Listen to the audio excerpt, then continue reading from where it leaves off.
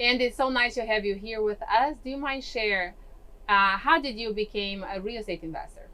I became a real estate investor 4.5 years ago after about 30 years as a corporate employee, climbing the corporate ladder. And I wanted to secure my and my family's future. And we decided collectively that real estate investing was the way to do that. That's fantastic. So congratulations. Thank you. So Andy, you did mention, so what exactly was your position before you became a real estate investor?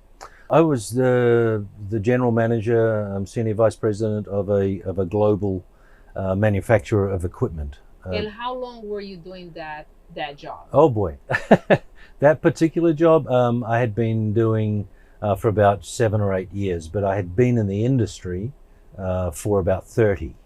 So it took you 3 months Mm-hmm. to realize that you spent 30 years of your life and then you made the switch. So I made the switch. You have 30 years building, climbing the ladder, and then in 3 months you just hard quit and you transitioned. How did you make that decision? Well, in that corporate career, I had seen some fairly unpleasant things. This is corporate America. And I had learnt very quickly that it doesn't matter how high on the ladder you sit, you are just a number. And particularly if you are a high income earner. When mergers and acquisitions occur, high income earners are often the first to go. And I learnt that. And how did fortunately, you learn that? Well, because unfortunately, again, I had to deliver that message during one of our divestments of the company that I was working for with private equity. I had to close the manufacturing plant.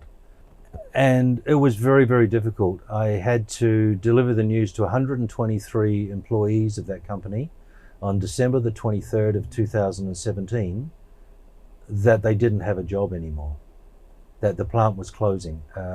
Such a very, very difficult thing to do. And I felt very sorry for myself at that time, and then gave myself a good kick and thought, I've just told 123 people, 123 families that they're not going to have a Christmas this year.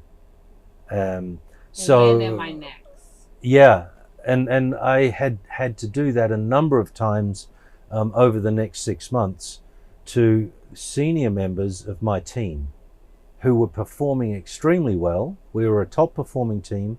However, the numbers count at the end of the day. And I had to do that job, and it was okay. How long before it happens to me? And I wanted to make sure that my future was controlled by me and not by them. And here you are. Here I am. This is why you're sharing your story, because I know a lot of family are holding that job, thinking this is their only option in life, and it's not. It's not. And no. Unfortunately, school, our society teach us, go get a degree, go be employed by someone. That is great, but until when? Until the day they decide you're not good enough anymore, we have to let you go, because the number does matter. And it's when they decide. And it's not even that you're not good enough anymore. It's just that you don't fit their business model. Particularly if you're a senior employee, the company doesn't need 2 CFOs or 2 COOs. They only need 1. So when 2 companies merge, someone has to go. But that's history, and it was the greatest decision that my wife and I made. Over the 10 years prior to us becoming a real estate investor. And for those of you who haven't noticed yet, I'm not a Texan. Yes, I haven't but that. we have 10 years in Texas and of corporate life in Texas prior to us becoming real estate investors. And we had accumulated what we thought was quite a good net worth at that time.